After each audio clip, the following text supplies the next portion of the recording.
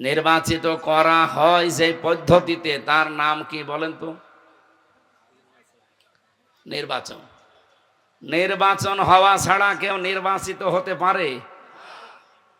আমাদের দুর্ভাগ্য, এই 15 বছরে অনেকে নির্বাচন না করেও নির্বাচিত হয়েছে। এ জেলায় হয়নি। 153 জন যে হয়ে গেল, একে নির্বাচনে মন যারে চেয়েছে তার নাম ঘোষণা দিয়েছে সেই এমপি। বলেন সুবহানাল্লাহ। এটা কি সামনে আর হবে? এটা আল্লাহর নিয়মের বাইরে। কাকে আপনি নির্বাচিত করতে হলে আপনি অবশ্যই নির্বাচনের মাধ্যমে নির্বাচিত করা লাগবে। সেই প্রতিফলনটা এই 15 বছর আমরা ঘটতে দেইনি যারা দায়িত্বে ছিল। কিন্তু আমরা লক্ষ্য করলাম যিনি পালিয়েছে উনি ওই দেশে যাবার পর অলরেডি প্রথমেই ঘোষণা দিয়েছে যে আমি নির্বাচিত ছিলাম, আমাকে উৎখাত করা হয়েছে। এটা ডাহা মিথ্যা কথা না? আপনি নির্বাচিত ছিলেন, শয়তানও বিশ্বাস করেন। এই জন্য এই পদ্ধতি সামনে যেন কেউ নস্যাৎ করতে না পারে, তুলে দিতে না পারে। আমরা নির্বাচনের মাধ্যমে নির্বাচিত হতে চাই। কে কথা বোঝেন আমার?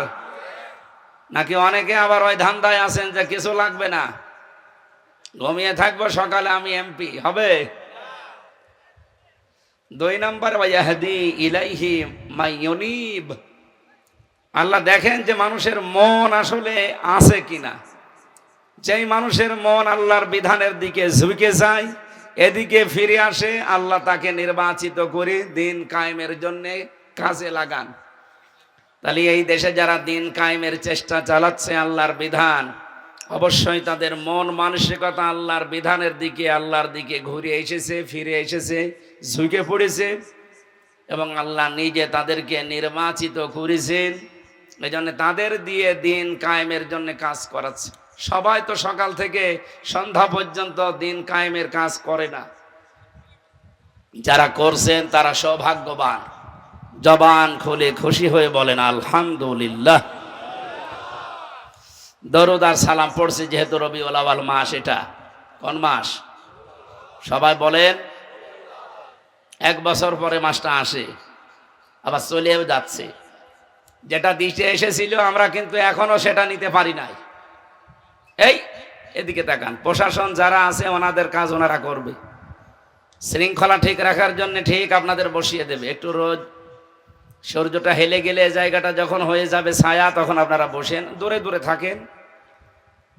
আর কষ্ট যদি খুব বেশি না হয় তাহলে বসে পড়েন। ভাই, আপনার জন্য পেছনে মানুষ ডিস্টার্ব হচ্ছে, বসেন, বসে পড়েন। রবিউল আউয়াল মাস কি প্রতিদিন আসে না 1 বছর পরে? কি নিয়ে এসেছে বলেন তো এই রবিউল আউয়াল? আমি আমার এই ছোট্ট জীবনে কোরআনে কারিম এবং হাদিস সিরাত গ্রন্থ যতগুলো পড়েছি, 13টার উপরে আমি নবীর জীবনী পড়ে দেখেছি। এই মাস এসেছে প্রায় 27টা শিক্ষা দেওয়ার জন্যে। রমজানুল মোবারক 1 বছর পরে একবার আসে, মাত্র 12টা শিক্ষা দেওয়ার জন্যে। অথচ রবিউল আউয়াল এসেছে 1 বছর পরে প্রায় 27টা শিক্ষা দিতে। রবিউল আউয়াল মাস বলেন, রমজান মাস বলেন, এটার কিন্তু বয়স 2 বছর 5 বছর না। কতদিন বয়স এদের? ইন্না ইদ্দাতাশ শুহুরি ইনদাল্লাহি 12 শাহরান ফি কিতাবিল্লাহ ইয়াওমা খালাকাস সামাওয়াতি ওয়াল আরদা মিনহা আরবাআতুন হুরুম। সূরা তাওবার ভেতরে এসেছে 36 নম্বর আয়াত।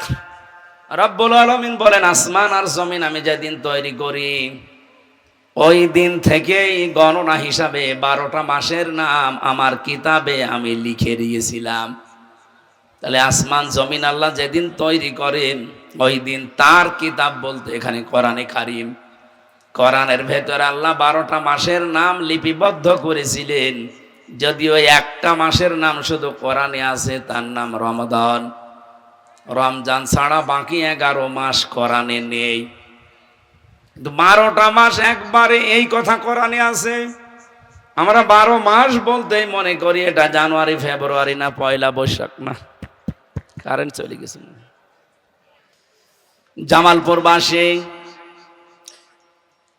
যে কথাটা তুলেছিলাম, রবিউল আউয়াল মাসের বয়স কিন্তু আমার মতোই 33 বছর না।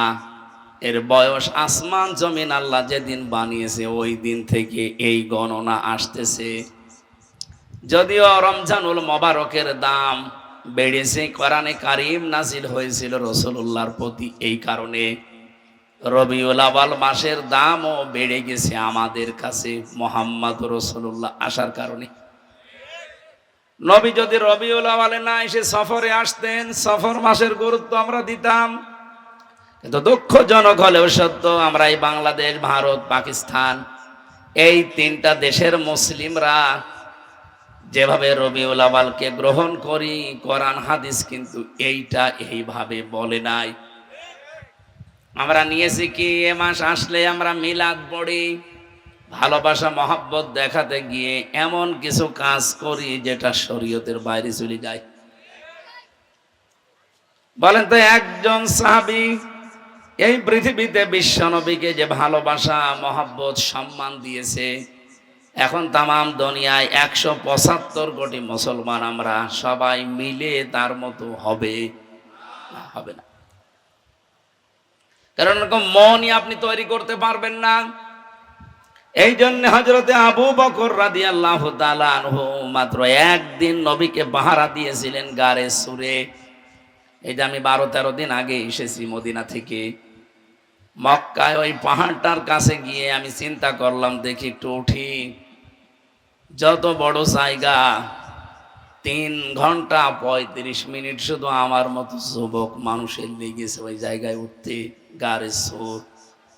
নবীজি ওখানে লুকিয়েছিলেন, কাফেররা গিয়ে 8-10 জন মিলে খোঁজ করতে করতে একেবারে মুখ পর্যন্ত পৌঁছিয়ে গেছে, তাদের গলার আওয়াজ পর্যন্ত শোনা যাচ্ছিল। হযরতে আবু বকর পর্যন্ত ভয় পেয়ে গিয়েছে।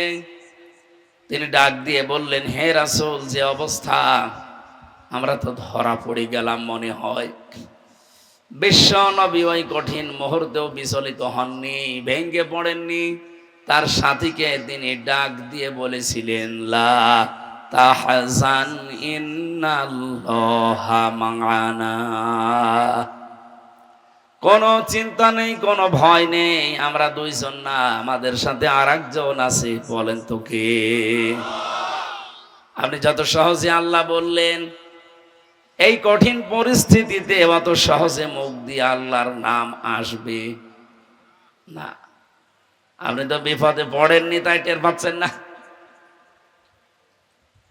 এরকম কঠিন মুহূর্ত যেখানে তাদের পা পর্যন্ত দেখা যাচ্ছে, আরেকটু নিচু হলে তাদেরকে দেখে ফেলবে, এই কঠিন অবস্থা আমি নিজে ঢুকেছিলাম ভেতরে, গলার আওয়াজ পর্যন্ত শোনা যাচ্ছে।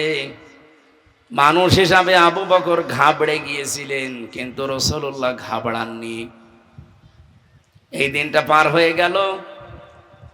আল্লাহ রাব্বুল আলামিন নবীকে জানিয়েছেন, হে নবী, আবু বকরের এই একটা রাতে পাহারা দেওয়া আমি এত বেশি পছন্দ করেছি, দুনিয়াতে যত মানুষ কিয়ামত পর্যন্ত আসবে তাদের সব নেকি যদি এক পাল্লায় দেওয়া হয়, আবু বকরের এই একটা রাতে পাহারা দিয়ে যে সওয়াব পেয়েছে তার সমান হবে না।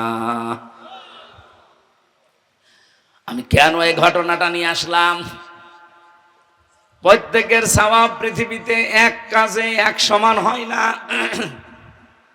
কঠিন মুহূর্তে কোনো মানুষ যদি ধৈর্য ধারণ করে বিপদে আমার আল্লাহকে স্মরণ করে, সে একবার সুবহানাল্লাহ বললে যে সওয়াব হয়, আপনি এসি রুমের ভেতরে বসে 100 বার সুবহানাল্লাহ বললে তার মতো সওয়াব পাবেন না।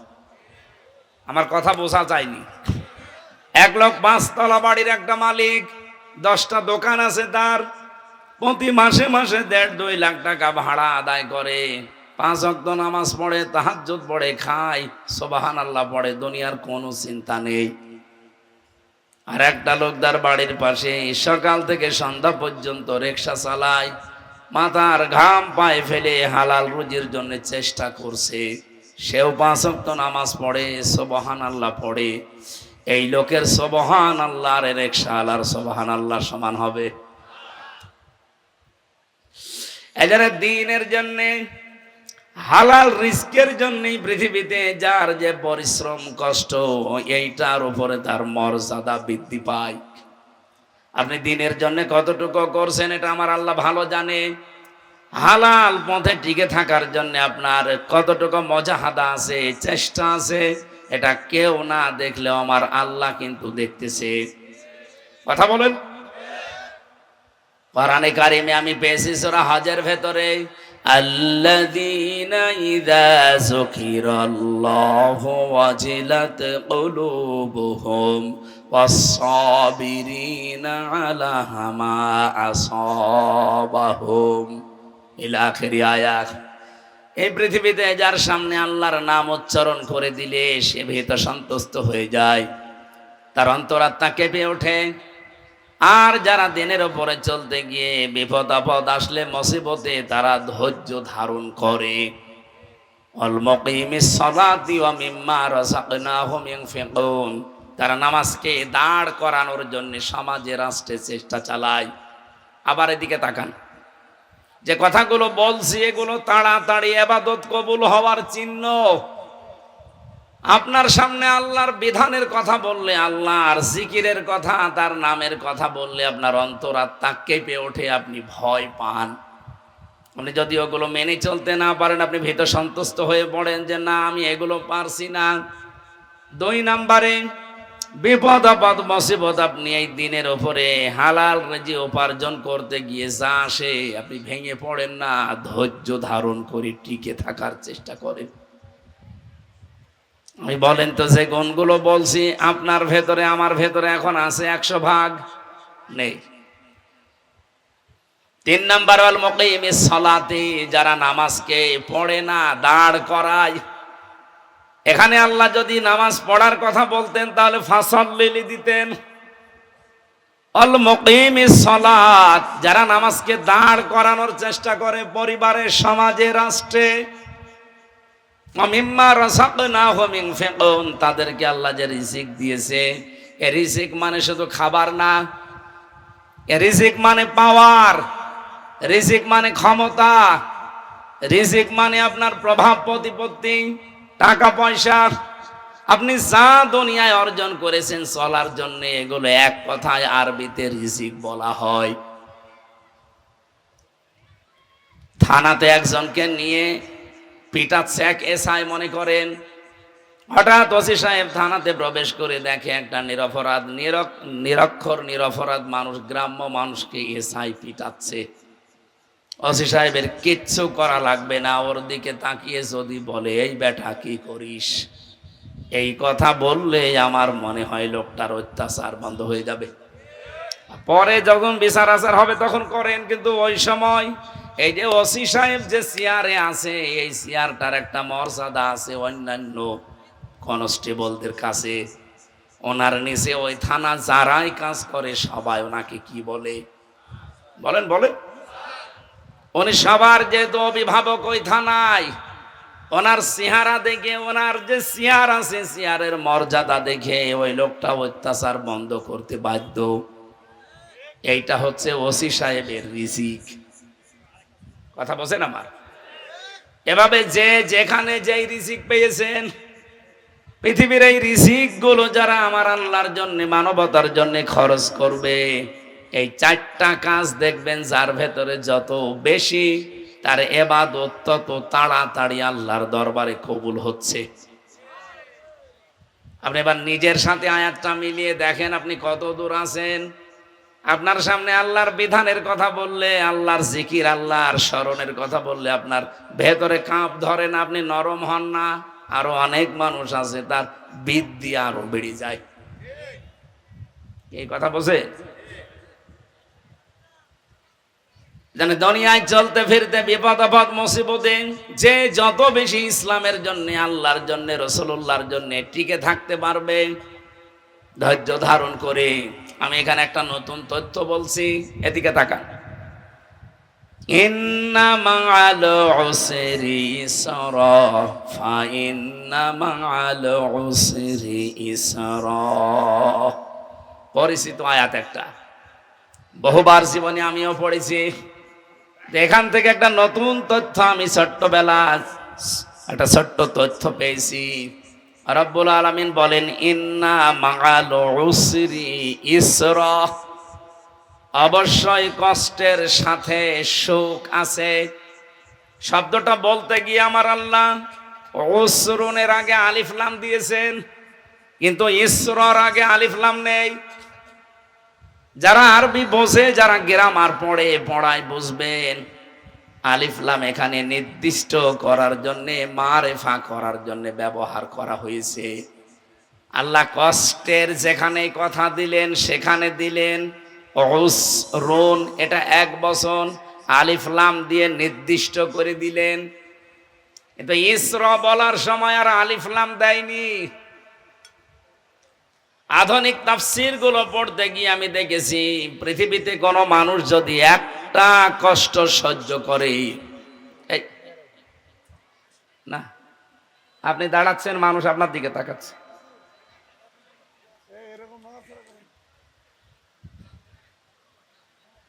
এখানে আসা যাবে না ভাই। আরে ভাই, এটা ক্লাস চলছে, আপনি ক্লাসে এসে ডাকতে পারেন কাউকে? জানতেন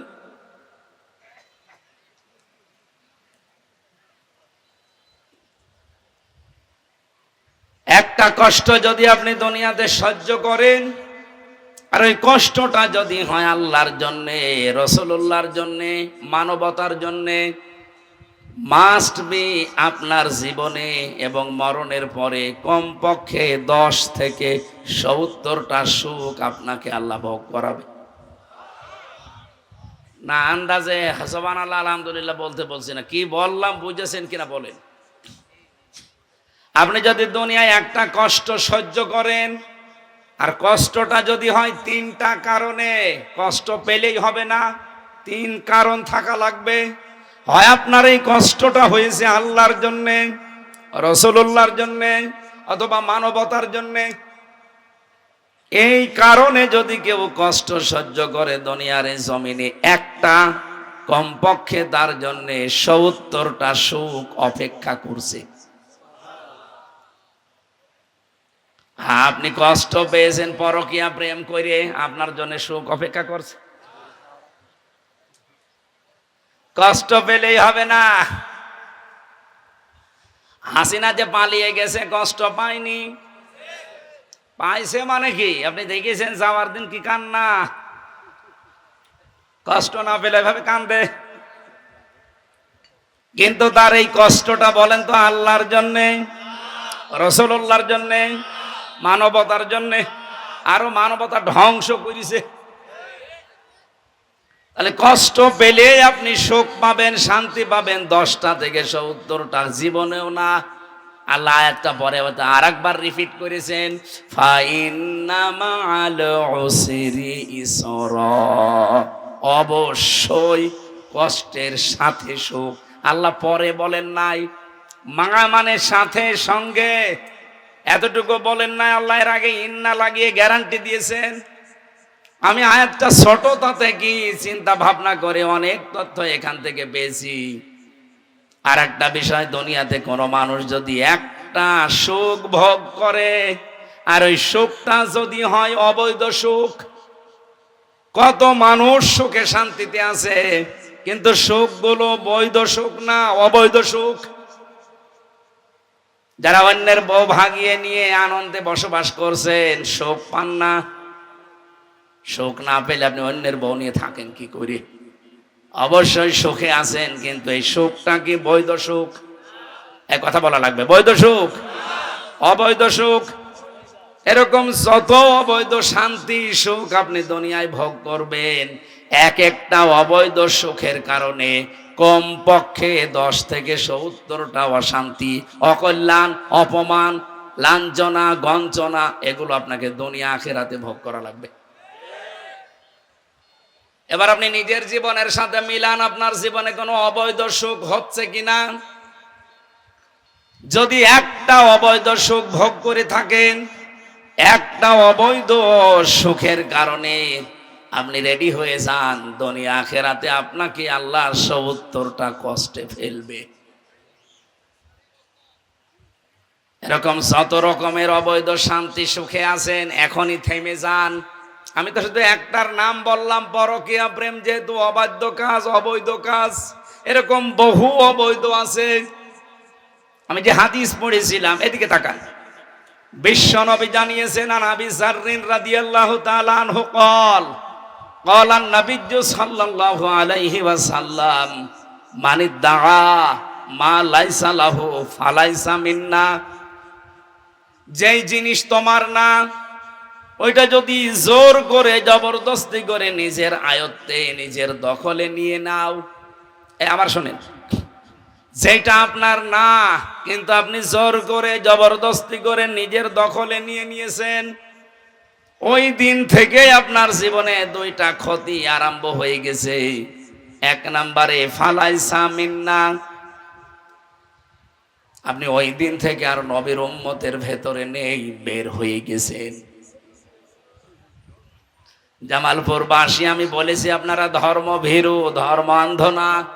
কথাটা শোনার পর একটু ভাবেন তো, যে জিনিস আপনার না, জোর করে যদি ওটা আপনি নিজের আয়ত্তে নিয়ে নেন, আল্লাহর কসম ওই দিন থেকে আপনার দাড়ি থাকতে পারে, জুব্বা থাকতে পারে, আপনি নামাজ পড়তে পারেন, রোজা রাখতে পারেন, আপনি নবীর উম্মত নেই। দুই নাম্বার একটা আরো কঠিন, ওয়ালিয়াতাবাওয়া মাকআদাহু মিনান নার, সে যেন জাহান্নামে নিজের একটা স্থান তৈরি করে নিল। তার মানে আপনি জাহান্নামে যাবেন, এটা ফাইনাল। আমি এবার একটা ইঙ্গিত দেই, নিজের দিকে না নিয়ে একটু ভাবেন। আগস্টের 5 তারিখের পরে এটা সেপ্টেম্বরের 2 তারিখ চলছে, 1 মাস অন্তত 27 দিন পার হয়ে গেছে এই সরকার দায়িত্বে আছে। এই 1 মাস 27 দিনের ভেতরে আমরা দেখতে পেয়েছি বহু মানুষ বিভিন্ন কায়দায় অন্যের জিনিস নিজের মনে করে নিয়ে এসেছে। হ্যাঁ, 1 বছর 27 দিন। আপনি নিজের সাথে এবার মিলিয়ে বলেন তো, আপনার জীবনে এরকম কোন কাজ আছে কিনা? যদি কারো জিনিস আপনি জোর করে জবরদস্তি করে নিজের আয়ত্তে নিয়ে নেন, দখল করেন, সে যেভাবে হোক, চুরি করে হোক, ডাকাতি করে হোক, ছিনতাই করে হোক, চাঁদাবাজি করে হোক। চাঁদাবাজি বলা ঠিক হচ্ছে না, কারণ এটা মনে হয় জেলায় নেই। হ্যাঁ, এগুলো সব গোষ্ঠীয়ায়। এরকম কোন কাজ যদি আপনার দ্বারা হয়ে যায়, আরে রবিউল আউয়াল মাস আসলে আপনি আমারে ডেকে বলবেন, হুজুর মিলাদ পড়ান। মিলাদ আমি কি পড়াবো? মিলাদ মানে কি?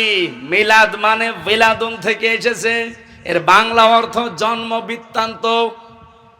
নবীজির জন্মের কাহিনীগুলো আপনাদেরকে শোনানোর নাম হচ্ছে আরবিতে মিলাদ, আরবিতে।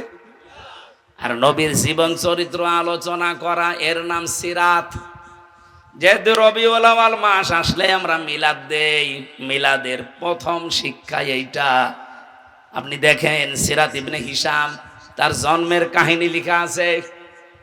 বিশ্ব নবী যেদিন পৃথিবীতে আসে, আপনারা হয়তো হালকা শুনছিলেন, আমি মাইকে হালকা আওয়াজ পেয়েছি, নবীজির জন্মের কিছু কাহিনী বলছিলেন, কিন্তু মেন কথা যেটা উনি তুলে আনতে পারেন নাই, আল্লাহর নবী দুনিয়াতে আসার পরে যেই মহিলাদের দুধ পান করেছিলেন, একজন হচ্ছে উম্মে আইমান, 2 নম্বরে নিজের আপন মা আমেনা, 3 নাম্বার যেই মহিলার দুধ পান করেছিলেন তার নাম হালিমাতুস সাদিয়া।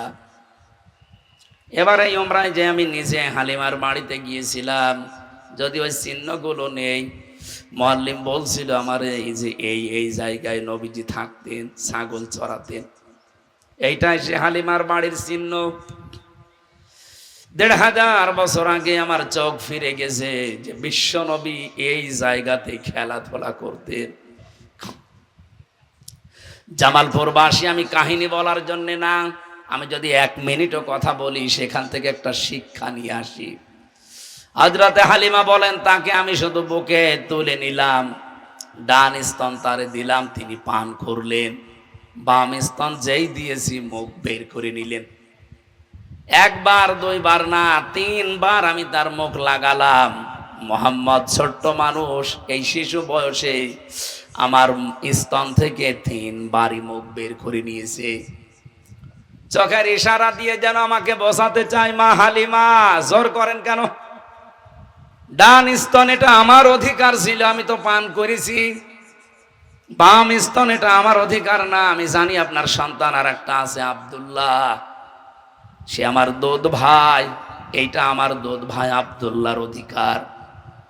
দুনিয়াতে তো আমি ভাইয়ের হক নষ্ট করার জন্য আসি না, এসেছি ভাইয়ের হক ফিরিয়ে দেওয়ার জন্যে। জামালপুর বাসী ওয়াজ হয়ে গেছে। জ্ঞানী মানুষের বেশি গোতা গাতা দেওয়া লাগে না, ইঙ্গিত দিলেই বুঝে ফেলে। যে নবী মায়ের কোলে বসে ভাইয়ের হক ফিরিয়ে দেয়, আর সেই নবীর উম্মত আমরা বসে আছি, যত বড় হচ্ছি ভাইয়ের হক মারার জম হচ্ছে। এখানে কত মানুষ বসে আছে ভাইয়ের জমি জাল দলিল করে মিলাদ দিচ্ছে। যারা ছিনতাই করেন, চাঁদাবাজি করেন, এই রবিউল আউয়াল মাস আসলে আবার মিলাদও দেন। মিলাদে আমি কি শোনাবো আপনাকে? আপনি টাকাটা পেলেন কোথায় ভাই? বলছে চাঁদার টাকা, মিলাদ দিচ্ছে।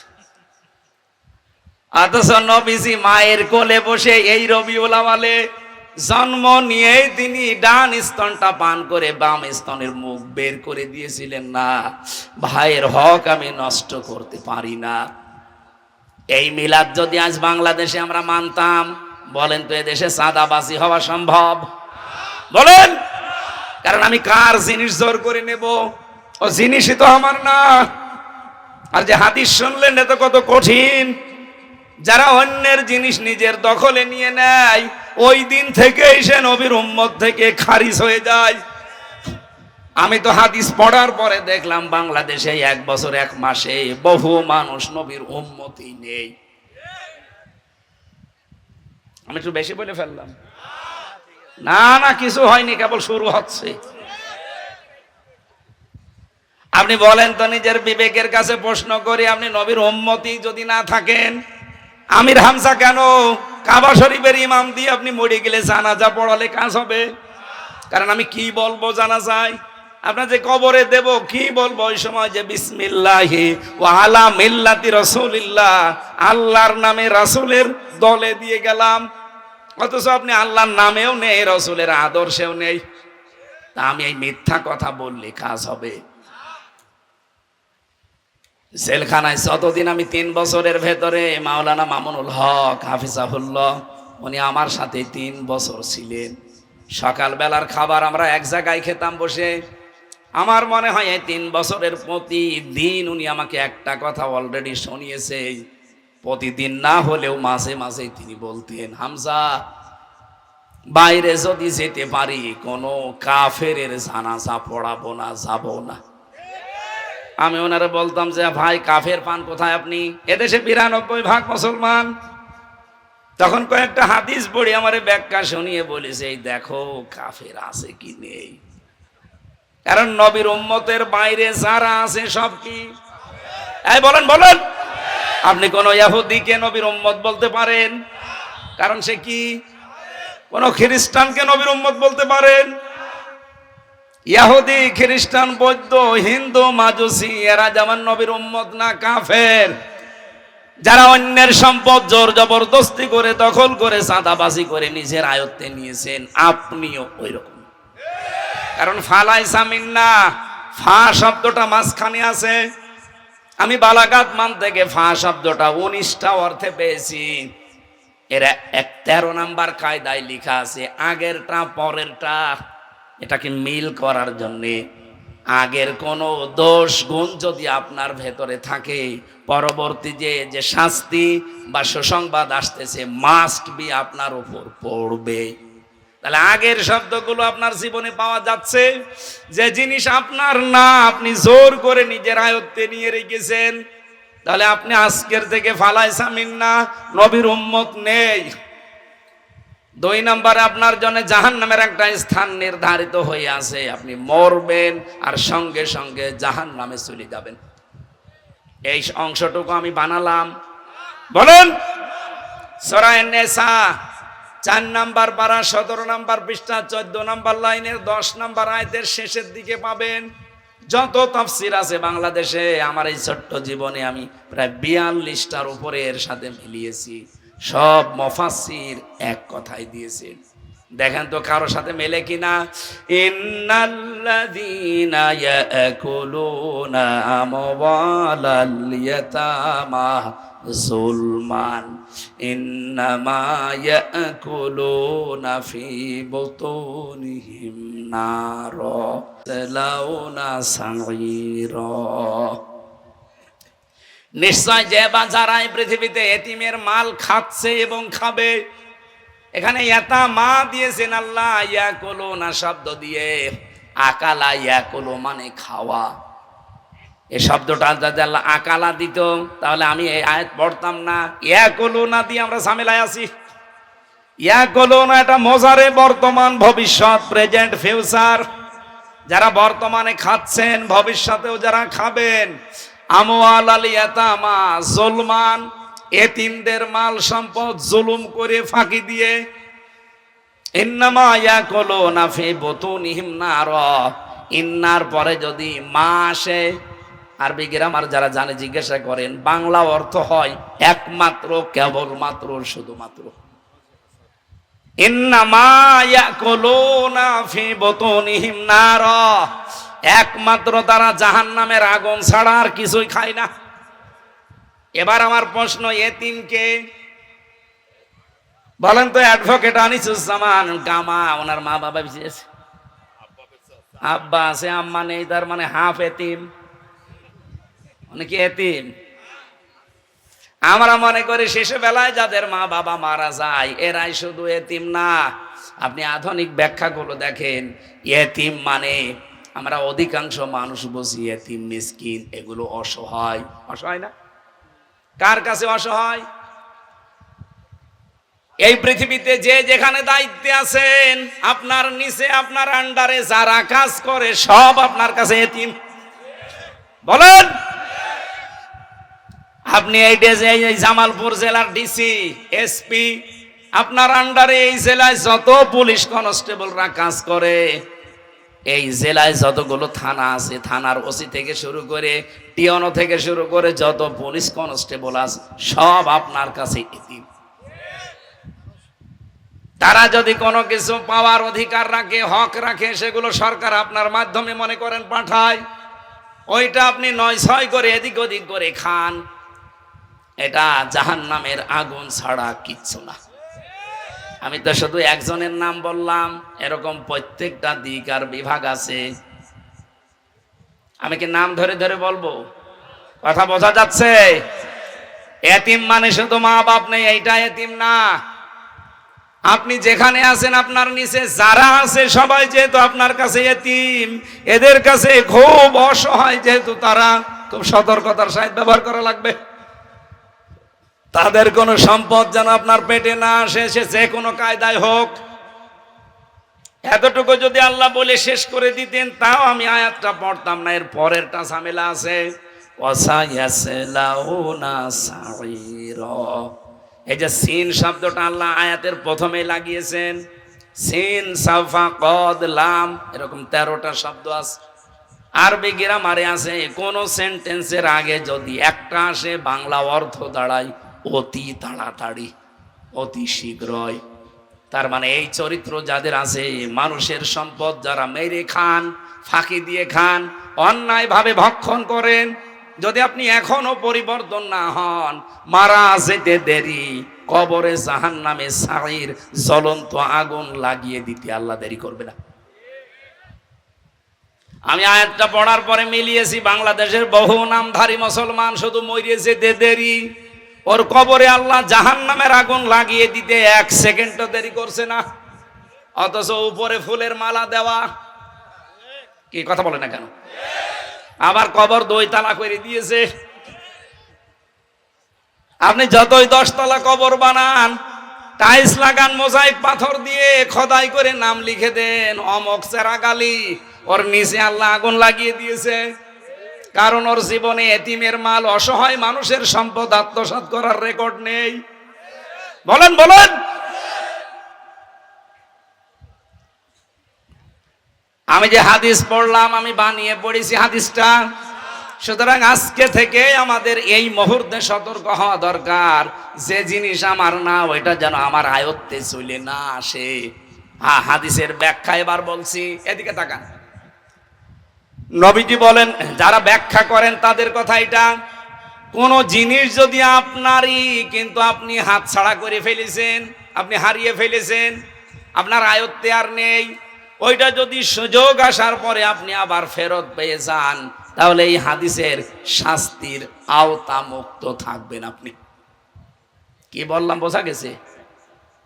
আমি আবার বলছি, কোন জিনিস আপনারই ছিল কিন্তু আপনি হারিয়ে ফেলেছেন, হাতছাড়া হয়ে গেছে, বেদখল হয়ে গেছে, ওইটা আপনি আবার পেয়েছেন, তাহলে আপনি এই হাদিসের শাস্তির আওতা মুক্ত থাকবেন। এই বাংলাদেশে 15.5 বছরে আমরা অনেকেই অনেক কিছু হারিয়ে ফেলেছিলাম, অনেকেই অনেক কিছু দখল করে নিয়েছিল, জোর করে জবরদস্তি করে। আগস্টের 5 তারিখের পরে অনেকে ওইটা আবার ফেরত পেয়েছে। কথা বোঝেন? যার যেটা হারিয়েছে, মনে করেন জামালপুর বাজারে বক্সিগঞ্জ আপনার একটা দোকান ছিল, কিন্তু এতদিন সেটা হাতছাড়া হয়ে গিয়েছিল, এখন আপনি আবার ফেরত পেয়েছেন, তাহলে হাদিসের যে শাস্তি ছিল এই শাস্তির আওতা মুক্ত আপনি। এই যে হরতাল দিলে ঘোষণা দেয় না যে অ্যাম্বুলেন্স অথবা ডাক্তারখানা, হাসপাতাল, এইটা হরতালের আওতা। কথা বলেন না কেন? তাহলে হাদিসের আওতা মুক্ত থাকবেন, শাস্তি হবে না আপনার যদি আপনার জিনিস আপনি আবার ফেরত পান। কিন্তু যতটুকু হারিয়েছে অতটুকু ওর চাইতে বেশি নেওয়া যাবে না। ইসলামী ব্যাংক অনেকেই বলছে এটাও হাইজ্যাক হয়ে গেছে, এটাও ছিনতাই হয়েছে, না, যাদেরটা তারা ফেরত পেয়েছে। ইসলামী ব্যাংকে আপনার বাবার, যাদের মাথার ঘাম পায়ে ফেলে রক্ত পানি করা টাকা দিয়ে বানানো, এতদিন হাতছাড়া হয়ে গিয়েছিল, ওইটা আবার তারা ফেরত পেয়েছে। আপনার এমন চুলকানি আসে কোন কারণে? আপনারও কোনো কিছু যদি হারিয়ে যায়, কেউ যদি জোর জবরদস্তি করে দখল করে রাখে, ওটা আপনি ফেরত নেন। হাদিসের ব্যাখ্যা না বুঝে যদি কারো মন খারাপ হয়, মোনাজাতের পরে এখানে বসবেন, আপনাকে ঝড়ি কোদাল দিয়ে বোঝানো হবে না। অনেকে আবার মন খারাপ করে, কি বললো গো, কি বললো গো, কিছু বুঝতেছেন না। আমার ভাইরা, রবিউল আউয়াল মাস আসলে যেহেতু আমরা মহব্বত দেখাই, এই যে চট্টগ্রামে এই মাসে আমার মাহফিল আছে 19 দিন ব্যাপী, আমি 18তম দিনে আছি। বলেন তো, 19 দিন একাধারে নবীর আদর্শের উপরে মিলাদ পড়াবে তারা, নবীর জন্ম বৃত্তান্ত আলোচনা হবে। আমারও দিয়েছে 1-1.5 ঘন্টা, আমারও কথা বলা লাগবে চট্টগ্রামের ওই চৌনতির ময়দানে, একাধারে 19 দিন চলছে। আমার তো মিলাদ যদি দেয়, আমার এই 27টা পয়েন্টের প্রথম পয়েন্ট যেটা বললাম, যেটা মিলাদের শিক্ষা, নবীজি নিজে মিলাদ মানে জন্মের পর পরে এই ভাইয়ের হক তিনি ফিরিয়ে দেওয়ার জন্য চেষ্টা চালিয়েছে। আমরাও রবিউল আউয়াল মাসে এই শিক্ষা নিতে চাই যে কোনো ভাইয়ের সম্পদ যেন আত্মসাৎ আমার দ্বারা না হয়। এখানে ভাই মানে শুধু আপন ভাই না, দুধ ভাই না, আল মুসলিম ও আখুল মুসলিম, মুসলমান মুসলমানের কি বলেন বলেন। এই জন্য সাবধান, এইটাই রবিউল আউয়ালের শিক্ষা। এই শিক্ষাটা আজ পর্যন্ত যেহেতু আমাদের দেশে আমরা নিতে পারি নাই, শুধুমাত্র ওই জিলাপি আর খেচুড়ি পর্যন্ত আছে, আমরা ওইটা বাদ দিয়ে এই শিক্ষাটা নিতে চাই। 2 নাম্বার শিক্ষা হচ্ছে ওয়ামা আতাকুমুর রাসূলু ফাখুযুহু ওয়ামা নাহাকুম আনহু ফান্তাহু। আমার নবী তোমাদেরকে সারা জীবনে যা দিয়েছে আঁকড়িয়ে ধরবা, যেটা নিষেধ করে ওইটা ছেড়ে দিবা। এ নির্দেশ কার? আরো জোরে বলেন। বিশ্ব নবী রবিউল আউয়াল মাসে এসে 40 বছর বয়সে তিনি কোরআনে কারিম হাতে পেয়ে যতগুলো নির্দেশ পেয়েছেন সব নির্দেশ আমাদেরকে শুনিয়েছেন। বলেন বলেন, একটাও কি বাকি রেখেছেন? আরাফাতের ময়দানের যে জাবালে রহমত পাহাড়ে উঠেছিলাম এবার, আমাকে যে আলেম ছিল ওই দেশের, উনি আমাকে বোঝাচ্ছিলেন যে বিশ্ব নবী এই জায়গায় দাঁড়িয়ে জীবনের শেষ ভাষণ দিয়েছিলেন 27 মিনিট। 1,14,000 সাহাবী প্লাস তার সামনে ছিল। তিনি যে কথাগুলো বলেছিলেন সর্বশেষ তার কথা ছিল, আমার সাহাবা একরামেরা, হে আল্লাহর বান্দারা, আল্লাহ পাক আমাকে যা দিয়ে পাঠিয়েছে আমি কি ওইটা তোমাদের সামনে পৌঁছিয়ে দিতে পেরেছি? যত মানুষ সামনে ছিল এক বাক্যে জবাব দিয়েছে, আল্লাহর রাসূল আপনি শুধু পৌঁছিয়েই দেননি, হাতে কলমে আমাদেরকে দেখিয়েছেন। বলেন সুবহানাল্লাহ। বলেন তো নবীজি হাতে কলমে শিখিয়েছেন না বলেই শেষ করে দিয়েছেন? একজন বউর সাথে শাশুড়ির কি সম্পর্ক হবে এটা নবীজি বলেননি? আরো জোরে বলেন। এখানে মেয়েরা যারা বসে আছেন, বিশেষ করে বৌমা, আপনারা ওয়াজ শুনতে এসেছেন। শুধু নামাজ পড়া রোজা রাখার কালো বোরকা পরা ইবাদত না, নিজের শাশুড়ির সাথে মায়ের মতো আচরণ করাও ইবাদত। বাংলাদেশে মায়ের সাথে কোনো মেয়ের সম্পর্ক খারাপ 100 ভাগ আমি শুনিনি, দেখিও নি, কিন্তু 100 ভাগ সম্পর্ক খারাপ বউ আর শাশুড়ির ভেতরে, না জামালপুরে নেই? আমি যেহেতু নিজে একজন স্বামী, আল্লাহর কসম মানুষ হিসাবে যে তারবিয়ত দিয়ে আল্লাহ আমাদেরকে বানিয়েছেন, আমরা সন্তান যারা আছি, স্বামী যারা আছি, দেখবেন সন্তান সব সময় তার মায়ের সাথে জড়িয়ে থাকা জিনিসকে বেশি ভালোবাসে। আমি এত বড় হয়ে গেছি 33 বছর, এখনো আমার বাড়িতে গেলে আমার মায়ের আঁচল ধরে আমি বসে থাকি। তার মানে আমার মায়ের কাছে আমি সেই ছোট্ট আমির হামজায় আছি। আমি নিজে দেখেছি মায়ের বয়স 90 বছর, ছেলের বয়স 70 থেকে 75 বছর। মায়ের চাইতে ছেলে মাত্র 15 বছরের ছোট, অথচ মা 75 বছরের ছেলেকে ধরে থাপড়াচ্ছে। দেখেননি? ও মায় 90 বছর, তাতে কি? ও ছেলের বয়স 75, তাতে কি? ও মা মনে করে এই সেই শামসুল, এই সেই আনিসুজ্জামান, এ আমার কাছে সেই ছোট্ট আনিসি আছে। এই জন্য এই বয়স হওয়ার পরও তার পিটাচ্ছে, থাপড়াচ্ছে। যত থাপড়া এ পায়, আমার মনে হয় আনিসুজ্জামান যদি মা বেঁচে থাকে, ওনারে যদি এখন ওর মা থাপ্পড় দেয়, মাকে উল্টো থাপ্পড় দেবে। এই মায়ের থাপ্পড়টা খেয়ে আরো আনন্দ লাগবে, ভেতরে একটা শান্তি পাবে। মায়ের সাথে জড়িয়ে থাকা জিনিসকে সন্তানেরা, আমি ওপেন বলছি, এটা আমরা ভালোবাসি। এই জন্য বৌমা যারা আছেন, আমার বোনেরা যারা, আপনাদের হাতে পায়ে ধরে বলছি, যদি সত্যি স্বামীর মন পেতে চান, মন থেকে যদি ভালোবাসা পেতে চান, স্বামীর মায়ের সাথে সব সময় তার মেয়ের মতো জড়িয়ে থাকবেন। এখন অনেকে বলে শাশুড়ি আমার দেখতেই পারে না, আমি মিলবো কি করে? এরকম 2-1টা ডাইনি আছে, নিজের মেয়ে ভুল করলে মাফ করে দেয়, আর অন্যের একটা মেয়ে এসেছে পান থেকে চুন খসলে আগে ছেলের কানে কানে তুলে দেয়। এরকম ডাইনি শাশুড়ি আছে কার বাড়ি? হাত তোলেন তো। আপনারা জানেন, ওদের বলছে। সম্মানিতা মা বোন, বিশেষ করে মুরব্বী যারা, শাশুড়ি, এতক্ষণ তারা তো দোয়া করছিলেন যে হুজুর বেঁচে থাক। এবার আমি মনে হয় আপনি বদ দোয়া করবেন যে হুজুর মরে যাক। আর এসে তো ওই মেয়ে লোকটার কথা শুনে এমন করলেন। নিজের মেয়ে কত ভুল করে শিখিয়ে দেন, আর অন্যের মেয়ে এসেছে একটু মাফ করে দিতে পারেন না, একটু শিখাতে পারেন না। আপনার দ্বারা যদি বৈধ কোনো কারণে আপনার পুত্রবধূ অশান্তিতে থাকে, আল্লাহর কসম আপনার নামাজ রোজায় পর্দা দিয়ে জান্নাত পাবেন না, কারণ আপনার দ্বারা জুলুম হয়ে গেছে। সে নারী হোক আর পুরুষ হোক, কোনো মানুষের দ্বারা যদি কারো উপরে জুলুম হয়, নির্যাতন হয়, সে যেন এই কথা বিশ্বাস করে। সূরা শূরা 42 নম্বর আয়াতে আছে, ইন্নামাস সাবিলু আলাল্লাযীনা ইয়াজলিমুনান নাস।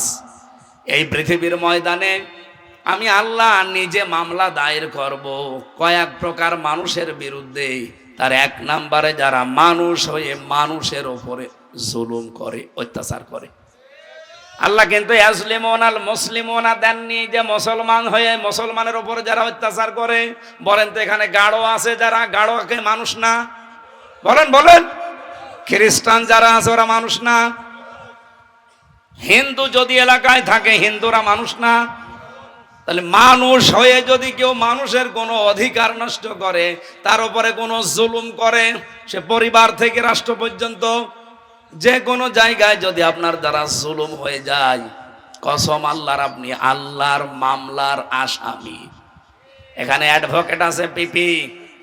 আমি জানি যতটুকু আইন, আমি আইন তো দেখলাম এই কয় বছরে, মামলার বাদী যত বড় হয় ওই মামলা তত কঠিন হয়। আমি যে মামলা, আমার এই মামলা যদি আমার মনে হয় আনিস ভাই দিত, 3 দিনও আমার রাখতে পারতো না, বেরিয়ে পড়তাম। কিন্তু মামলার যিনি বাদী সরাসরি হাসিনা, ও ছাড়বে? এই জন্যই তো ছাড়ে নাই। তাছাড়া আব্দুল আওয়ালের মতো, আনিস ভাইয়ের মতো মানুষ মামলা দিলে কয় টাকা নেবে? টাকা পয়সা দিয়ে আমি যে কোনো কায়দায় বের হয়ে চলে আসতাম। আর আমি ওই সময় আকিস গ্রুপের খতিব ছিলাম। তারা টাকা পয়সাও সেই দিয়েছিল, কিন্তু না, যিনি মামলার বাদী সরাসরি, উনি কয় টাকা নেবে? এখানে লাল কালি দিয়েছিল আমার ফাইলে যে মাওলানা মামুনুল হক আর আমির হামজা এর 2টা যেন বের না হয়। সুবহানাল্লাহ, বের হয়নি এই কারণে। তাহলে বুঝলেন কি যে মামলার বাদী যত বড় ক্ষমতাশালী, শক্তিশালী, পাওয়ারফুল, তার মামলা তত কঠিন। বলেন তো, মানুষ হয়ে আপনি এই যে শাশুড়ি হয়ে বৌমার উপর অত্যাচার করেন, তার উপরে জুলুম করেন, তার অধিকার নষ্ট করেন, তাকে শান্তিতে থাকতে দেন না, আপনি কিন্তু আর হামজার মামলার আসামি না, আপনি আপনার স্বামীর মামলার আসামি না, আপনি সরাসরি আল্লাহর মামলার আসামি। আর আমি তো জানি দেশে বহু শাশুড়ি আল্লাহর মামলার আসামি।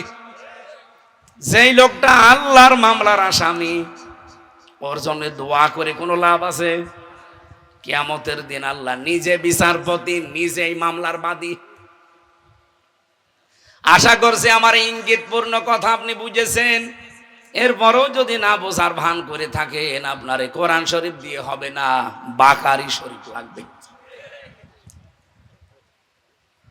আমার মনে হয় এরপরে অনেক শাশুড়ি আছে, ও না শোনার ভান করে বসে আছে, যা বলে বলুক। এরকম শাশুড়ি যাই কয়টা আছে ধরে নিয়ে আসবেন, মোনাজাতের পরে এখানে আসবেন, ওরা সবক পড়াবো। নবীজি যা যা দিয়েছেন পরিবার থেকে আন্তর্জাতিক জীবন পর্যন্ত সবগুলো আঁকড়িয়ে ধরার নির্দেশ কার? আর যেগুলো ছেড়ে দিতে বললেন ওইগুলোকে ছেড়ে দেওয়ার নির্দেশ কার? এইরকম সংক্রান্ত একটা আয়াত আমরা সূরা আরাফ 157 নম্বর আয়াতের অংশ বিশেষ পড়েছি। এই আয়াতে যত তথ্য আমি পেয়েছি, আমার এই মাথার ভেতরে যা আছে, শুধু 1-1.5 ঘন্টা না, এই আয়াতে যত তথ্য আমি পেয়েছি, আমার জীবন, সারা জীবন শেষ হয়ে যাবে, শেষ হবে না, এত কথা আছে। এবার আমরা তাফসিরে প্রবেশ করছি। আল্লাযীনা ইয়াত্তাবিউনার রাসূলান নাবিয়্যাল উম্মিয়াল্লাযী ইয়াজিদুনাহু মাকতুবা। আয়াতের সামারাইজ করে মূল কথাগুলো বলে ফেলি। 1 নম্বরে এখানে আমাদের নবীজির উল্লেখ তাওরাতে, ইনজিলে, জাবুরে আছে। এই কথা আল্লাহ আমাদেরকে আগে জানিয়েছেন। পৃথিবীতে যত নবী পাঠিয়েছে, কোন নবীর কথা অন্য কোন কিতাবে আপনি পাবেন না। কিন্তু আমাদের যে নবী আল্লাহ রবিউল আউয়াল মাসে দিয়েছিলেন, ওনার বর্ণনাগুলো লিখিত আকারে তাওরাতে আছে, ইনজিলে আছে, জাবুরে আছে। জোরে বলেন সুবহানাল্লাহ। 2 নম্বরে নবীজির 3টা বৈশিষ্ট্য আছে এই আয়াতের ভেতরে। 3 নম্বরে বিশ্ব নবী যে শুধুমাত্র সৌদি আরবের নবী ছিলেন না, উনি যে সার্বজনীন তাম পৃথিবীতে যারা আসবে সবার জন্য তিনি নবী ছিলেন। এই 3টা মেসেজ আছে এই আয়াতের ভেতরে। আর পরবর্তীতে আমরা পেয়েছি নবীজির এই বৈশিষ্ট্যগুলো বলার পরে আমাদের উম্মত হিসাবে কাজ আল্লাহর নবী দিয়েছেন 6টা। এই 6টা কাজ যদি আমরা দুনিয়ায় করতে পারি তাহলে 3টা বিশেষ বিশেষ গুণ আমাদের দুনিয়ায় অর্জন করে সফল হওয়া লাগবে। এই আয়াতের মূল কথাগুলো এইটা, এবার আমরা ব্যাখ্যা করছি। আল্লাযীনা যারা ইয়াত্তাবিউনা অনুসরণ করবে, আল্লাহর নবীকে রবিউল আউয়াল মাস আসলে ভালোবাসছে, বাসবে, তাহলে ইউহিব্বুনা দিত আল্লাহ দিয়েছেন ইয়াত্তাবিউনা। ইয়াত্তাবিউনা আর ইউহিব্বুনার ভেতরে পার্থক্য কি? হাব্বুন শব্দের শাব্দিক অর্থ হচ্ছে ভালোবাসা, মহব্বত করা, আর ইত্তেবা শব্দের শাব্দিক এটা মূল অক্ষর হচ্ছে তাবাইন, তাবউন, এর বাংলা অর্থ হচ্ছে দেখে দেখে চলা।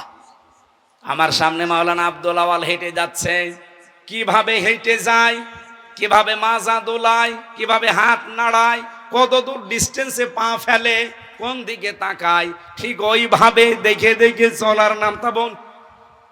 তাহলে বিশ্ব নবীকে ভালোবাসা লাগবে রবিউল আউয়াল আসলে, না অনুসরণ করা লাগবে? এখন এই অনুসরণ কতটুকু? মাথা থেকে পা পর্যন্ত, রান্নাঘর থেকে আন্তর্জাতিক জীবন পর্যন্ত। কথা বলেন।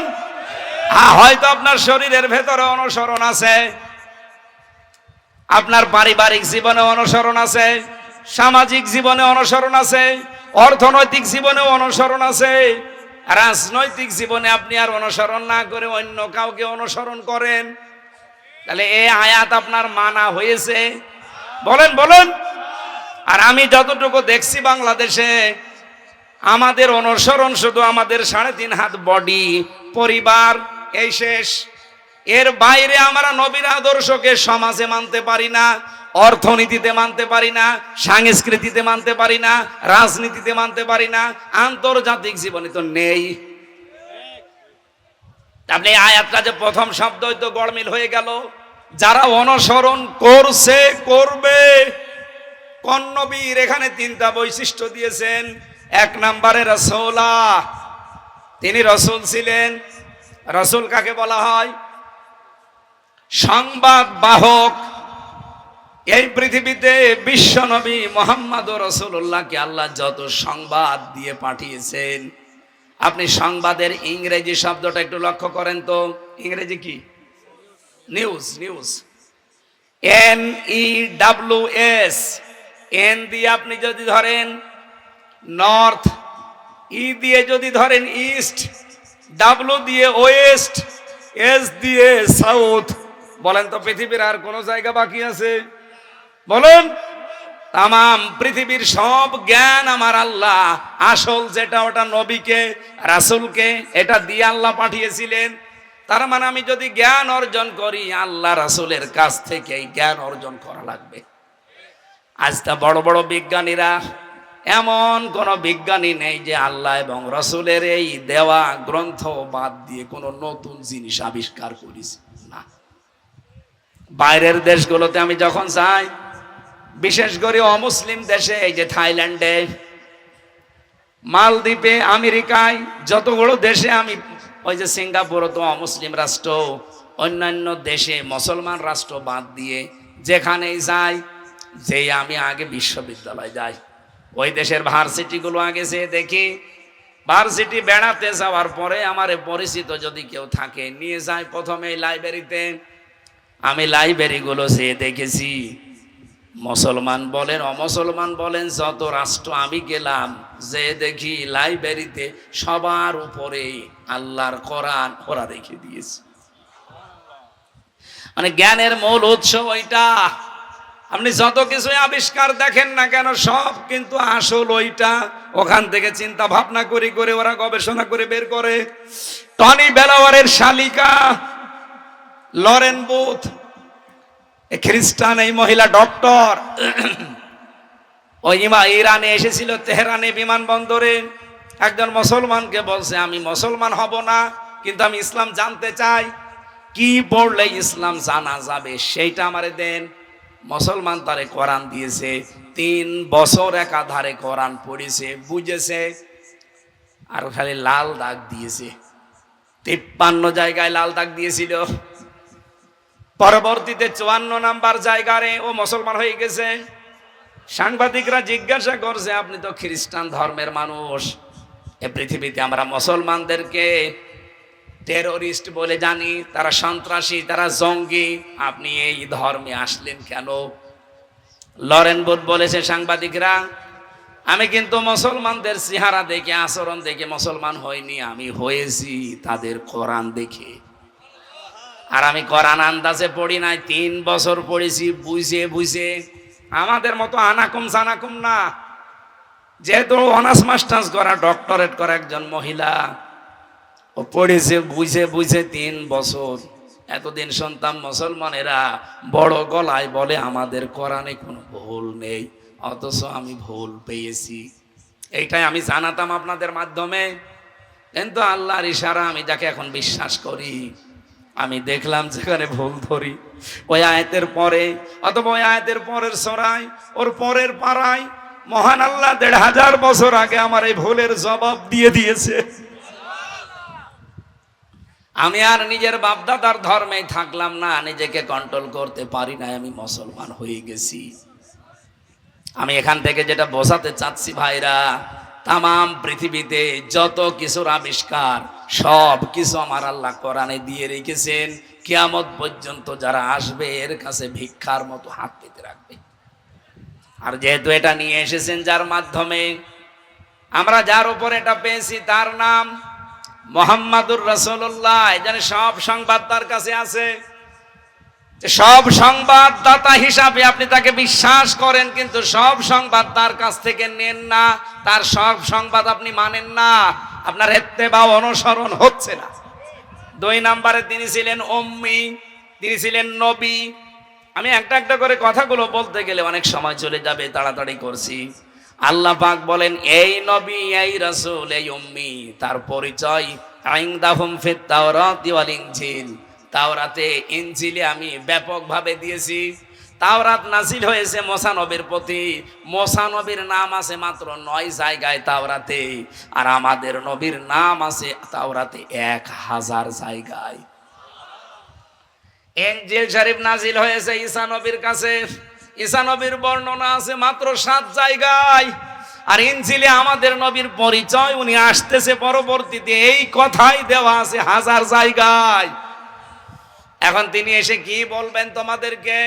ইয়ামুরুহুম বিল মারুফি ওয়া ইয়ানহাহুম আনিল মুনকার। তিনি ভালো কাজে আদেশ দেবেন, অন্যায় কাজে বাধা দেবেন। ঠিক আছে? না না, ঠিক নেই। সারা জীবন আমিও এটাই পড়তাম, চিন্তা ভাবনা করে দেখছি না, এই কথা তো এখানে আমি পাচ্ছি না। কোনদিন আপনি শুনেছেন যে ইয়ামুরুহুম বিল মারুফ? মারুফ মানে ভালো কাজ, কোন জায়গায় লেখা আছে আপনি দেখান তো? আমি তো কোনো অভিধানে পেলাম না। মারুফ শব্দটা এসেছে উরফুন থেকে, আরাফা ইয়ারিফু উরফুন, এর বাংলা অর্থ হচ্ছে পরিচিত হওয়া।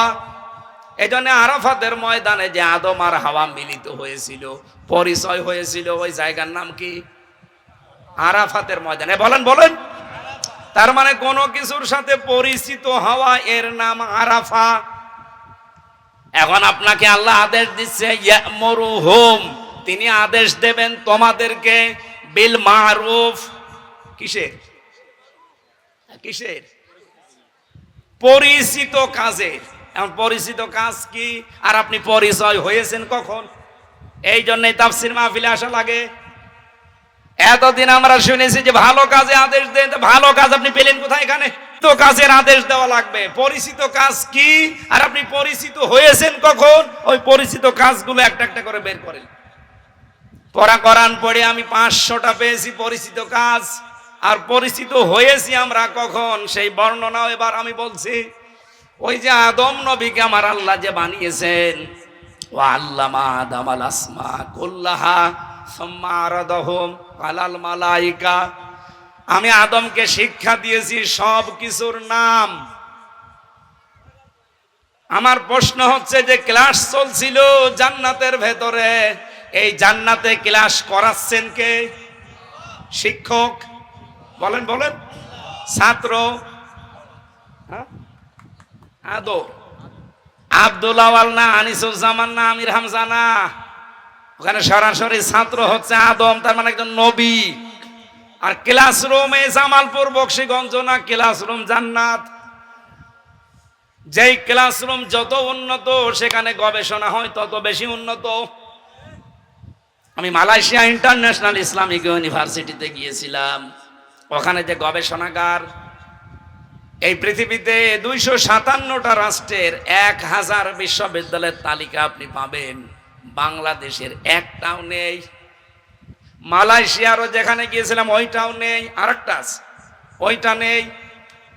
এরপরে ওদের লাইব্রেরিতে ঢুকে ওদের গবেষণাগারে যে উন্নত প্রযুক্তি ব্যবহার করে তারা চিন্তা ভাবনা করছে, ওইটার ধারে কাছেও আমাদের দেশের একটাও নেই।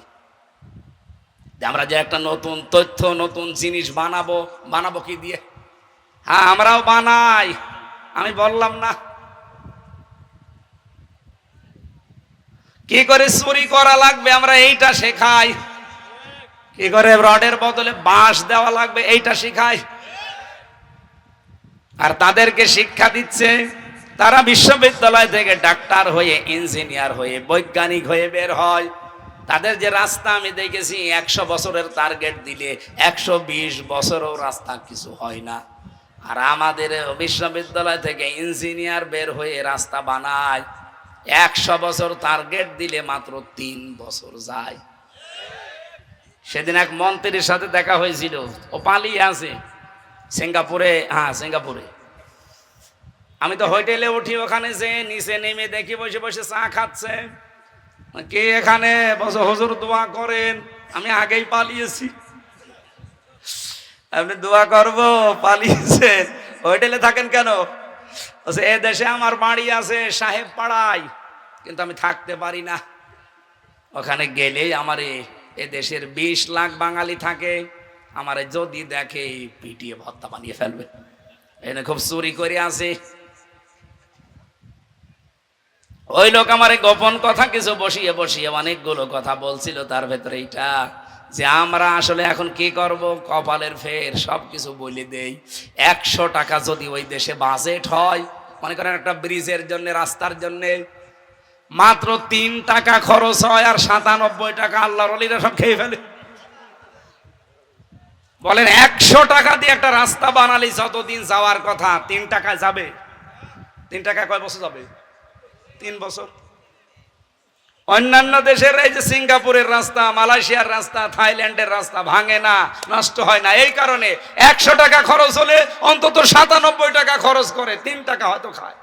আর এই দেশে 100 টাকা আসলে 3 টাকা খরচ করে, 97 টাকা ওই মন্ত্রণালয় থেকে এই আল্লাহর ওলি পর্যন্ত খেয়ে ফেলে। হবে কি করে? আমরা এইটা বন্ধ করতে চাই এবার ইসলাম দিয়ে। পারা যাবে না ইনশাআল্লাহ? আমরা ভালো কাজের আদেশ দেব না, পরিচিত কাজের আদেশ দেব। পরিচিত কাজ কি কি? ওই দিন আদম নবীকে আল্লাহ নিজে শিক্ষক হয়ে শিখিয়েছিলেন। এখন আর কথা বলতে পারছি না। আর